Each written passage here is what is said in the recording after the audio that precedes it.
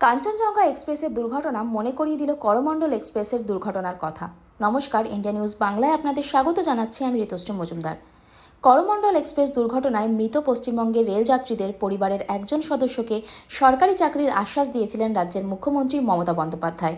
কেউ কেউ চাকরি পেলেও এখনও অনেকেই পাননি সেই চাকরি।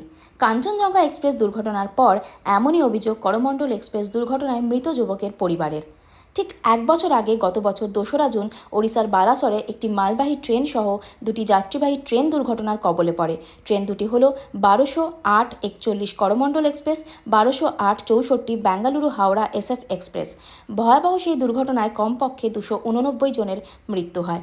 সেই দুর্ঘটনায় মৃত পশ্চিমবঙ্গের রেলযাত্রীদের পরিবারকে 5 লক্ষ টাকা আর্থিক সাহায্যের পাশাপাশি একটি করে সরকারি চাকরির আশ্বাস দিয়েছিলেন রাজ্যের মুখ্যমন্ত্রী মমতা বন্দ্যোপাধ্যায়। অনেকে সরকারি চাকরি পেলেও এখনও সরকারি চাকরি থেকে বঞ্চিত রয়েছেন করমণ্ডল এক্সপ্রেসের দুর্ঘটনায় মৃত মানস মাইতির পরিবার।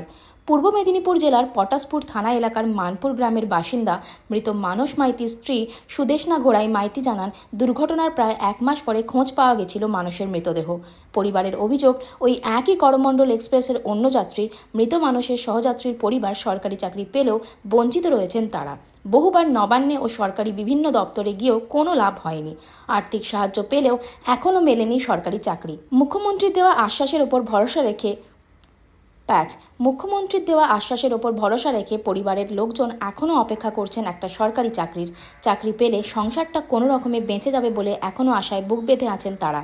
দুর্ঘটনার পর বহু ক্ষেত্রে বিবিধ সাহায্যের আশ্বাস দিয়ে থাকে সরকারি ও বেসরকারি বিভিন্ন সংস্থা।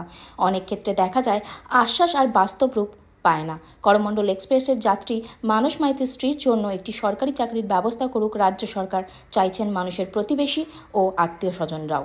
ইন্ডিয়া নিউজ বাংলার সাথে যুক্ত থাকুন আর দেখতে থাকুন বিশেষ খবর।